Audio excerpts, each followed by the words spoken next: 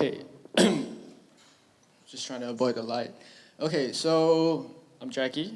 I'm a filmmaker, as much as I don't like calling myself that. Okay, I'll let you know why.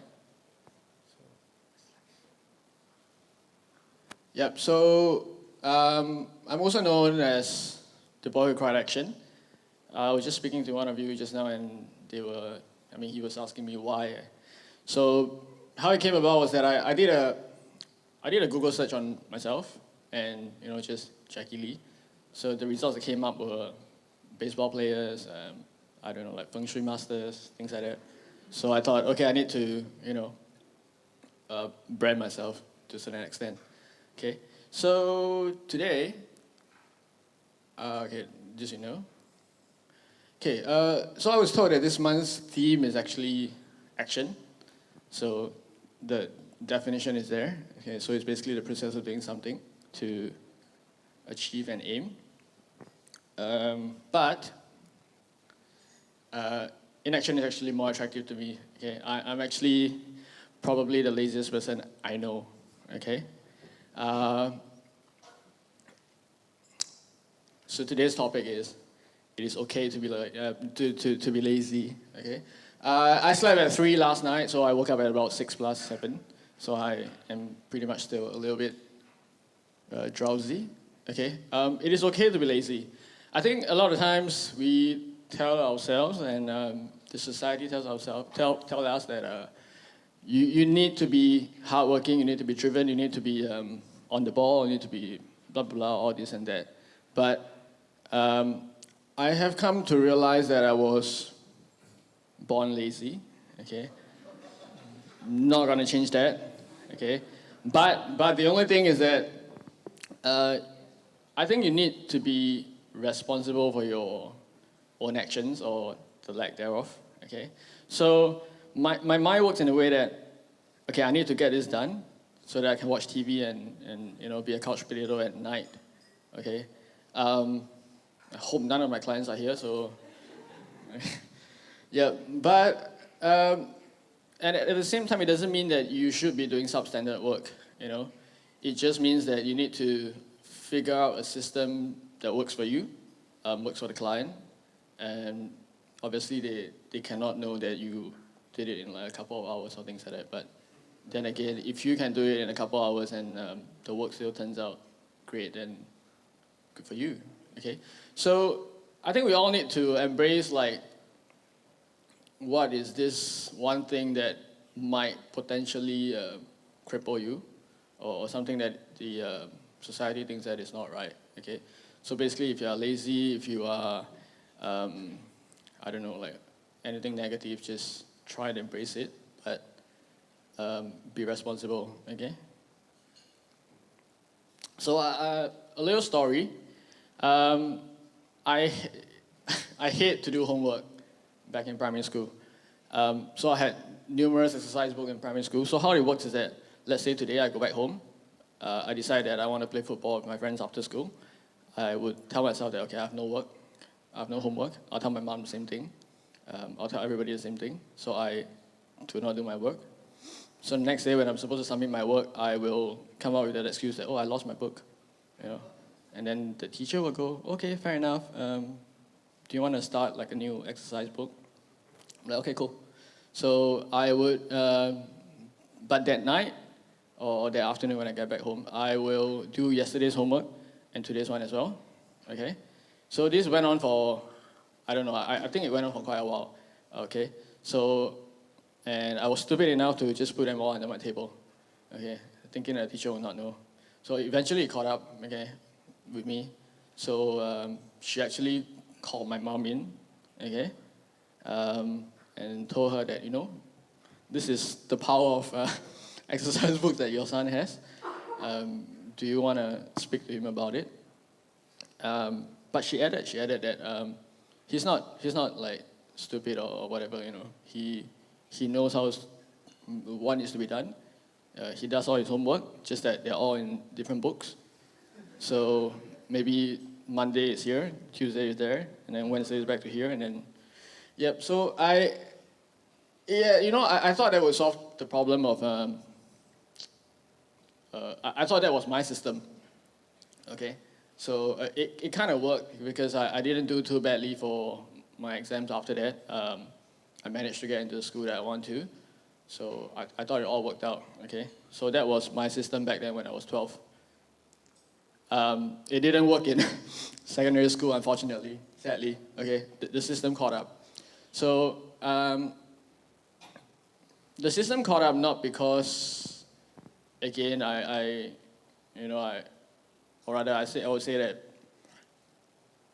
I didn't fit into what was deemed as the proper system, which is basically doing all your work on time, going to school on time, leaving school when you're supposed to, and all the other things. So it caught up with me. Unfortunately, I did quite badly in my O levels, which is what you do, when you are 16 and you have no directions in life yet. So I kind of, messed it up. I ended up in Temasek Poly, which Dylan mentioned that I eventually started teaching. It wasn't Temasek Poly, even Temasek Poly, there was a mistake, okay? I basically wanted to do advertising. So being 16, I didn't know what, so I just looked up courses and all that because I did quite badly for O-level, so I thought, okay, I need to get somewhere, okay? And Temasek Poly being the nearest to my house was the obvious choice. Again, being lazy here, okay? So, but I knew at that point of time I wanted to do something fun. I used the word fun because I didn't know what creativity was back then when I was 16. My dad's a carpenter. He started as a carpenter, now he's a contractor. My mom does a lot of craft and things like that at home. My brother now is in a culinary school, so I guess it kind of runs in the family. So I kind of use I just told my mom, you see, Dad is doing this and you like to do this. And so it's okay to let me do something fun and creative. So being Singaporean parents, they were a little bit skeptical about what I wanted to do. I was a little bit skeptical as well. I didn't know whether that was what I wanted to do. So I ended up in Temasek Poly. I wanted to do advertising. I got into the course. I realized that, there's no advertising. It's the other course. I'm like, okay, cool. There's I think there was web, animation, and video. So I cannot draw. I hate coding. So video was the obvious choice. Again, being lazy here, I didn't want to, spend too many hours. But little did I know that I would eventually fall in love with film.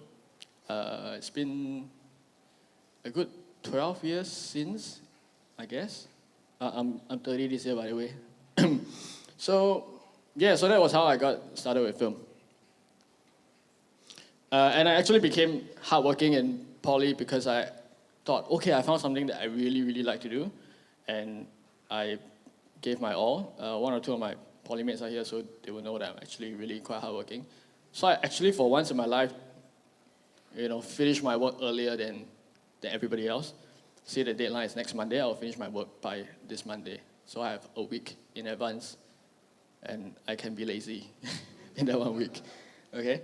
So I was really hardworking in poly, and I thought, okay, I'm doing quite well, and things like that. But and I wanted to do everything by myself, so I ended up being quite jaded and tired.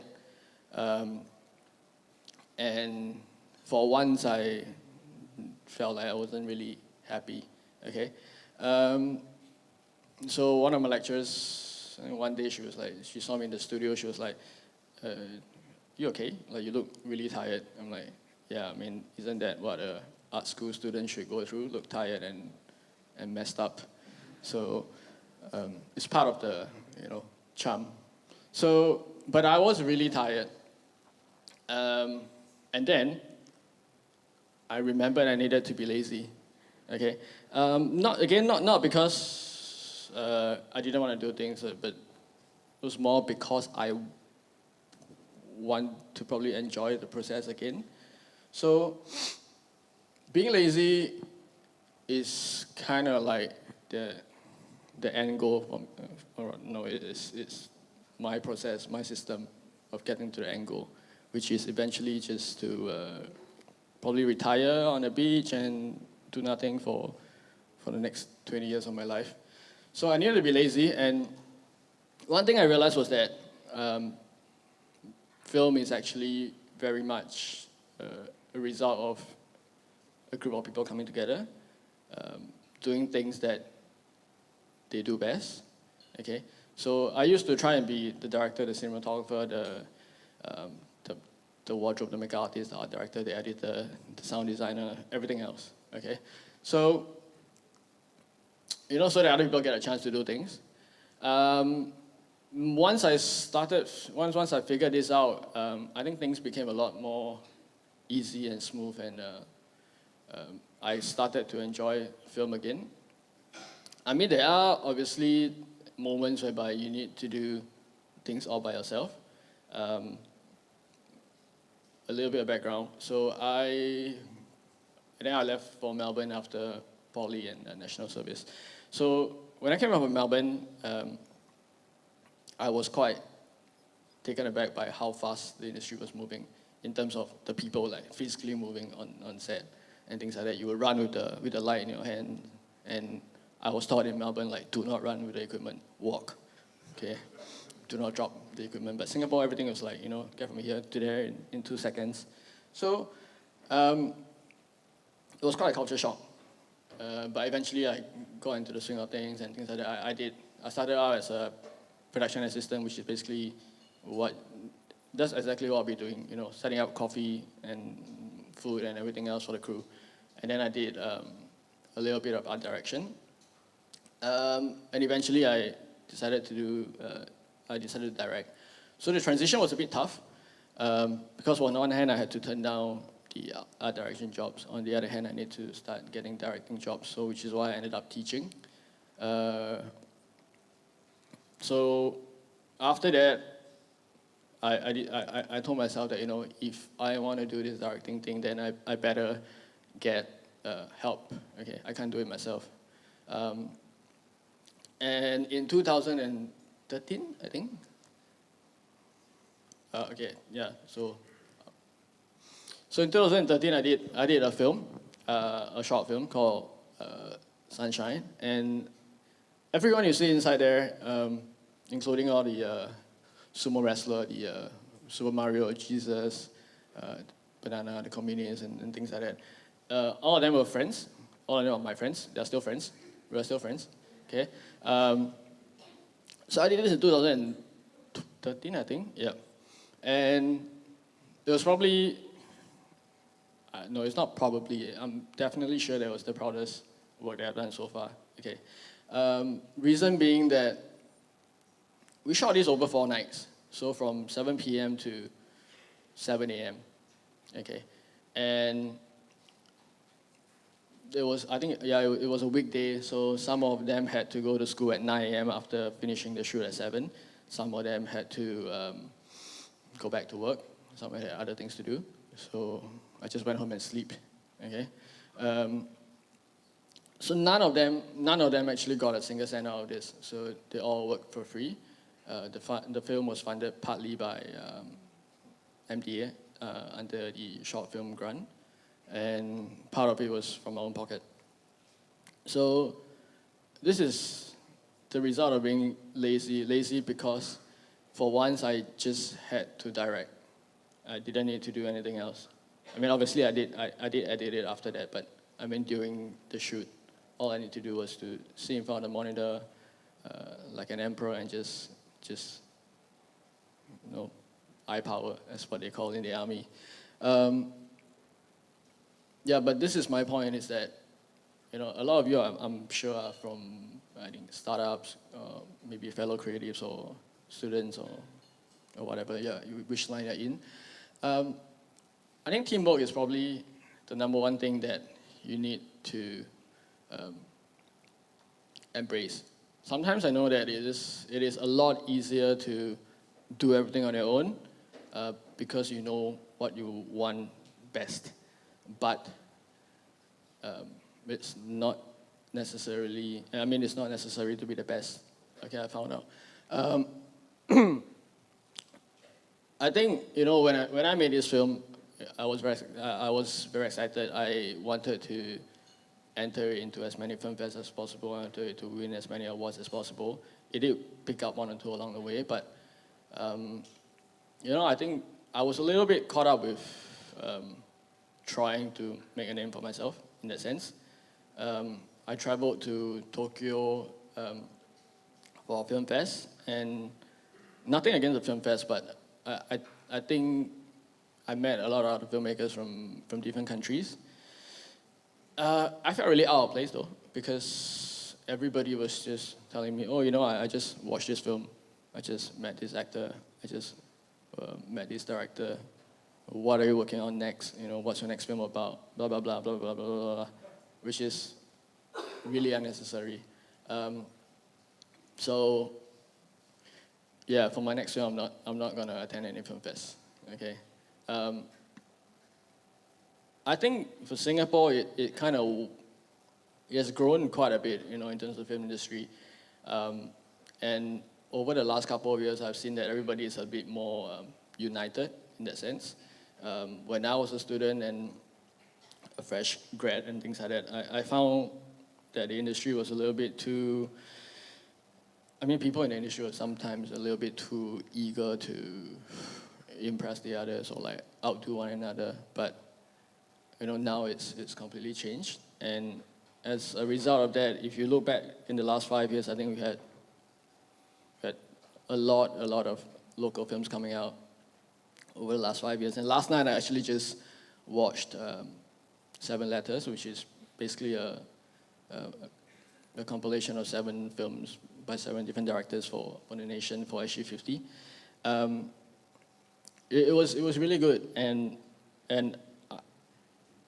I posted on Facebook the very moment I got home because when each short film came out, um, I didn't really take more than 2 minutes to think who the director is. Okay, that's how strong each director's individual style is. Um, it was so funny because the first film was by Eric Koo, and it was about the Singapore film industry in the 50s or 60s, P. Ramlee days. So the soundtrack was a Malay song. I hardly understand Malay, but I felt myself wanting to download the song after that. It was that powerful, and then it was a very filmmaker film for me. Eric Koo's one, and then there was Royston and Bin Bin and Jun Feng and Calvin. So Calvin's one was surprisingly really touching. So all these filmmakers have their own individual style, and it's really encouraging because over the last 5 years, I think this place has changed so much. And this year has been quite an eventful year for Singaporeans, if you know what I mean. So another thing is that I think we often struggle with our own identity or embracing what we think is our shortcomings or our weaknesses and things like that. So the number one thing that stood out for the film that I seen last night was that we, whether the dialogues were in Malay or in Tamil, or whether the film was set in the 60s and during the kampong days, which I never lived in, obviously, or set in modern day, whether the language was English or the actors were Malay, Chinese, whatever. Okay, it worked. Okay, so all these things we talked about, like Singlish is not like a language that you a lot of Singaporeans want to be associated with. A lot of us see it as a weakness, a shortcoming. We think that the land size of this country actually makes it a little bit difficult for us to do a lot of things. Yeah, sure, like if there are filmmakers in the house, and you know how difficult it is to get a location for a shoot, okay, or you never know what the weather is like, okay? It's really hot every day. You don't get that sexy, soft light, okay? Everything is so harsh, but I think we're starting to embrace it, but we are just probably still figuring out what format or how we are supposed to present it to the world. Okay, this bit wasn't supposed to be in this talk, but I was just too overwhelmed by what I saw last night. Okay, and I think it is a very exciting era, okay, for Singapore. Lots of startups. I've seen a lot of young. I used to teach in Temasek Poly for 3.5 years, part-time. So all that thing about the younger generation is not hardworking. It's not this and that. They take things for granted, blah blah blah, and things like that. But if you think about it, when I was in school, I think there was only like 3 schools that offered film or things like that, and then now there's a lot. Every school has like 6 to 8 creative or design courses or arts courses. So it's only natural that the talent pool, the people who graduate from the schools, the number gets bigger by the year. So it's only natural that you hit a wall or you get someone bad. You had a bad experience with a fresh grad, but there are still gems. Okay. So bring it back to being lazy. I think, again, I talked about system early on in the talk, and I think it is something that you probably need to figure out, okay, whether you work in an 8 to 5, and whether you don't like your boss, or you work in a startup, you're wondering why you are working 16, 18 hours a day. Just figure out a system that works for you, I guess. Have something to look forward to at the end of the day. Whether is it just a coffee or 30 minutes in front of the TV watching Gordon Ramsay shout at his stuff. These are all things that I enjoy. Watching people getting shouted at, and him complaining that the soup is dry, which is ridiculous. Yeah, but it works for him. And also, I think a lot of the people that I actually look up to, or people I look up to in terms of trying to figure out what I should do with life or how I should run my company now that I can call it a company. I think the person that has probably the biggest influence on me is surprisingly not a filmmaker or a businessman or whatever, but I'm a United fan. Okay, I'm a Manchester United fan, so I grew up watching them. I grew up watching Ferguson run the team. I think there's a lot of things that you can learn from other aspects that are out of your so-called career or direction. And if you start to draw parallels or pick up the best things, you can actually learn while actually being lazy. Okay, so that's about all I have. Sometimes you're too eager to complete whatever you're doing and your projects, and you actually neglect the people around you, which is what I found out when I started the Boy Correction in 2012. What I always try to do is to try and get as many friends as possible who are freelancers and all to work on the same project, so that it's a little bit difficult when we're all freelancers and our timetable is all over the place. It's really difficult to meet. So having things like friends around you, whereby nobody. Okay, the one good thing is that if you work with friends on set, on a production set, and they know you well enough, then nobody's going to judge you. Okay, because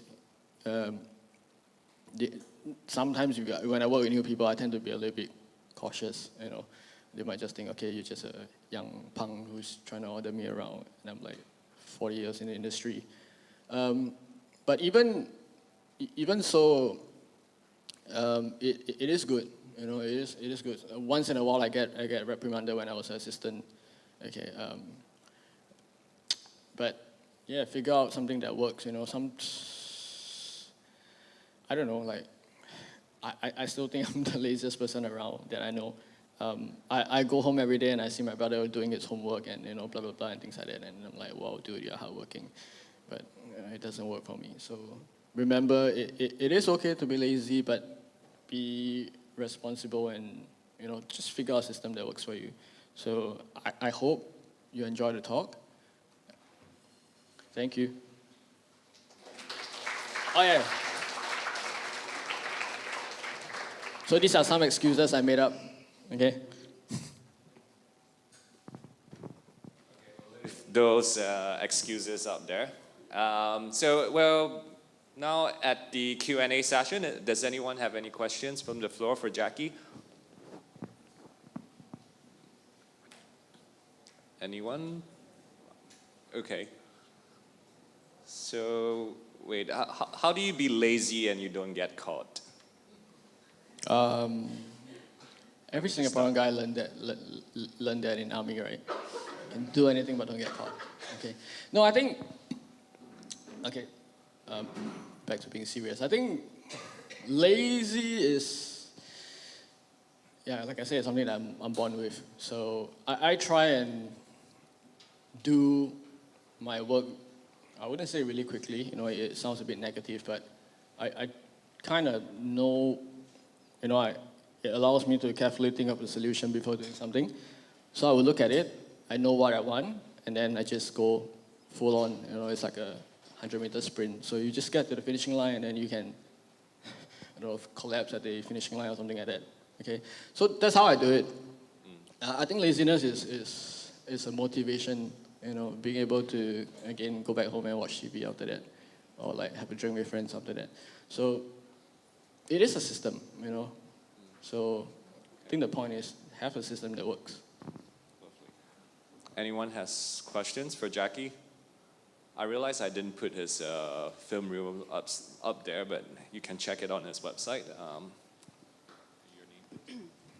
Hi, thank you for your presentation. My name is Stephanie. I have a question about the color. You seem to have something about color in the film. Were there certain artists, visual artists or painters or other filmmakers that inspired you to use such a contrast in color? And have you shot in black and white? Okay, for Sunshine, I'll just bring it back. Okay, so if you look at it, they seem to be from different films. Okay, but it's actually one film. So what I did was that, you can actually watch it online, it's on my website now. So what I did was that, I actually didn't plan this, okay? So I was in the editing suite and I was just fiddling around with the colors, and I thought, okay, I'm lazy to make everything look one tone or like cohesive as a film. So, and I thought, nobody has really done a film whereby, locally or as far as I know, nobody has done a film whereby every scene is of a different color, and so there was a scene whereby somebody gets hit by a car, and I thought that was kind of scary, so it's a bit greenish, and then some parts were black and white and things like that, because it looks great in black and white, so I thought, why not? So it is a system that. And I ended up doing, most of my work this way, in the sense that, I kind of go into the room and just figure out what's best. So, filmmakers that inspired me, when I was in poly, I think it was the very first time that I thought to myself, okay, I really, really, really want to be a filmmaker. It was when I saw Wong Kar-wai's In the Mood for Love, okay? After that, all of his films. Other filmmakers, I like filmmakers with really strong individual style. Michel Gondry, Wes Anderson, even Ho Xiaoxian, a Taiwanese filmmaker. But I find that most of my aesthetic and influences are stuck, in the late 90s to the turn of the millennium. That was what I grew up with. I made a quite an interesting discovery about myself lately. Back in poly, I was really interested in this Japanese photographer by the name of Ryuji Miyamoto. So he photographed cardboard houses in Japan. Cardboard houses meaning houses that the homeless in Japan made up. Okay, so he just made out cardboard houses. So it was a whole series of that. And at the same time, he photographed the Kowloon Wall City in Hong Kong, which is tiny. I realized that I have this connection with tiny, like a tiny space where everything is within reach. It might sound a bit lazy, but yeah, okay, you know what I mean. Yeah, so where everything is kind of within reach, where everybody is very close to each other.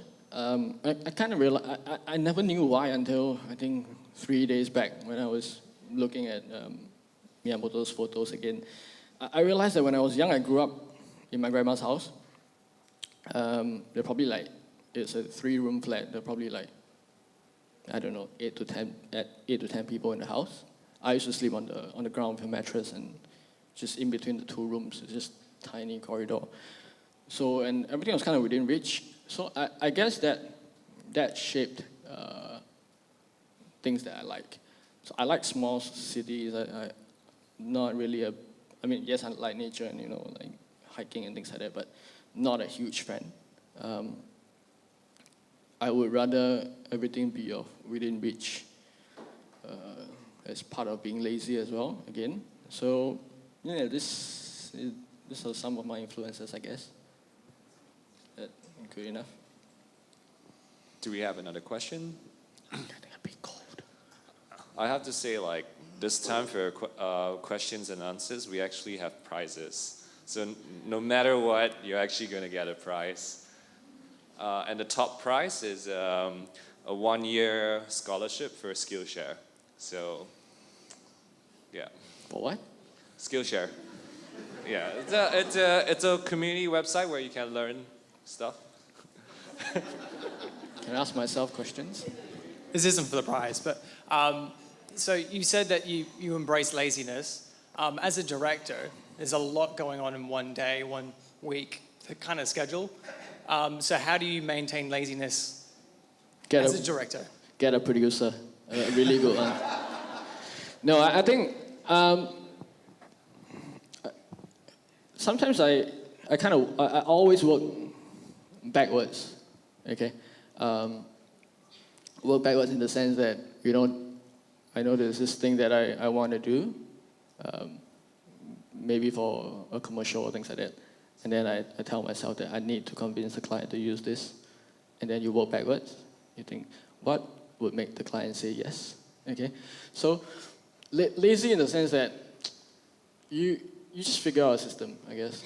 It all goes back to understanding what you want, understanding what the client wants, come to a compromise, and then that's probably the system that works for me. So once I kind of figured that out, I wouldn't say I'm emotionally detached from my project, but I think sometimes creatives especially, we get a little bit too caught up with trying to do what we want. But at the end of the day, if you are not an artist, or you're just a designer, you're a director, you're interactive designer, whatever, you have to answer a brief, and that's the most important thing, I guess.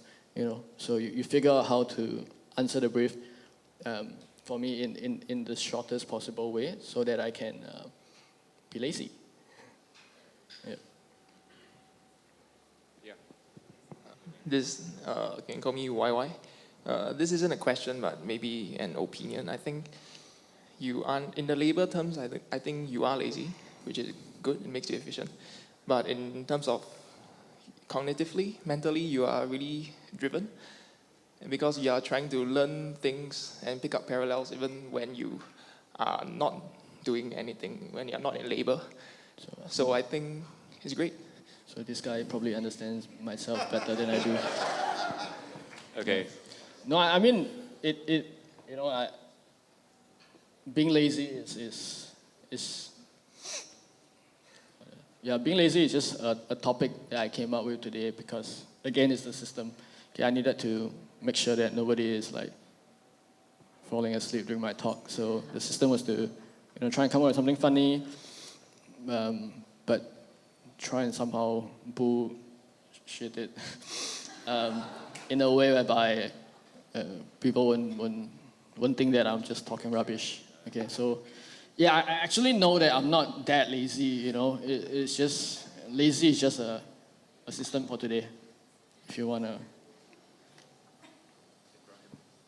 Okay, now that he said that there's a prize, everybody is asking questions. Sir, Ibrahim, your name. Hi, I have a quick question. Yep. How did your time in national service combined with the desire of being lazy mold your film career? It's quite a sensitive topic.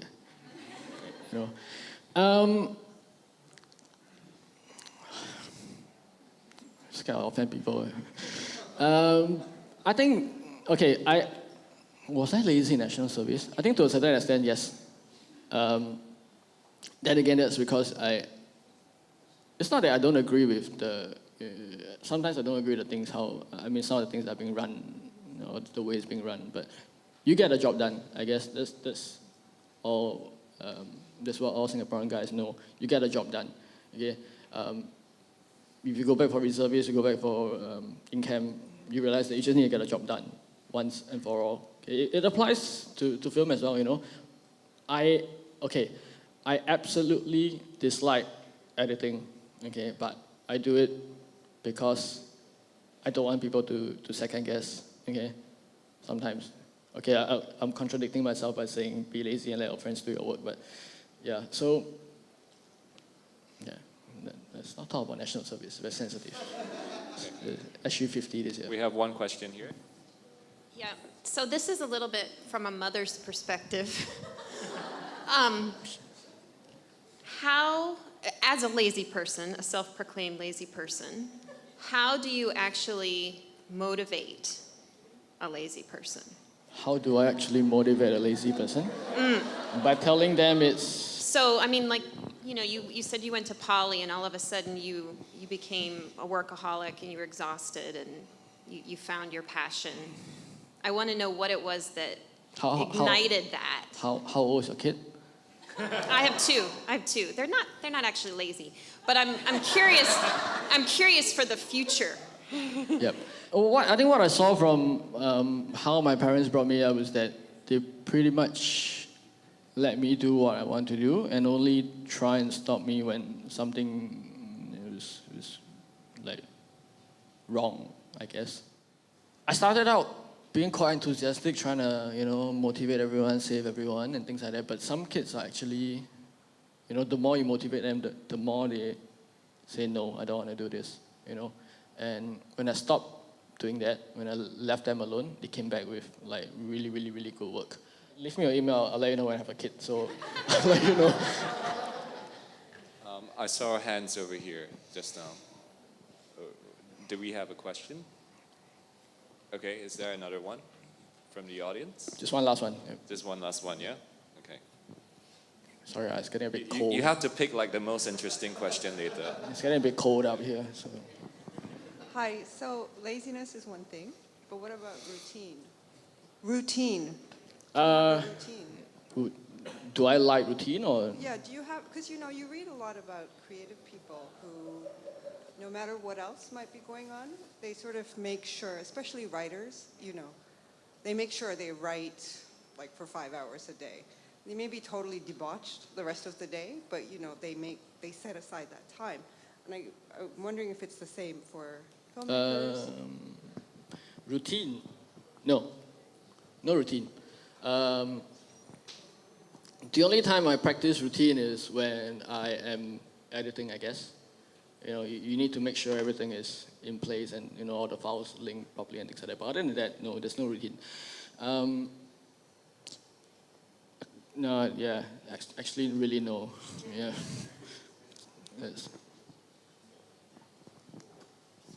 That's all. Which one is the most interesting question? It has to be the parenting one. Okay, congratulations, Lori. You're the winner of a Skillshare scholarship for 1 year, which you can learn about entrepreneurship, programming, design, and a lot of other skills such as filmmaking. And for the rest who ask questions, I think I got your name cards.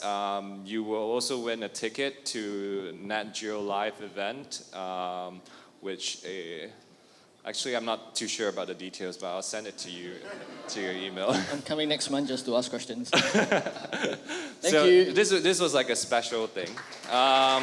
Thank you, Jacky, by the way. It is okay to be lazy, but be responsible for your action or the lack of thereof. Wise words.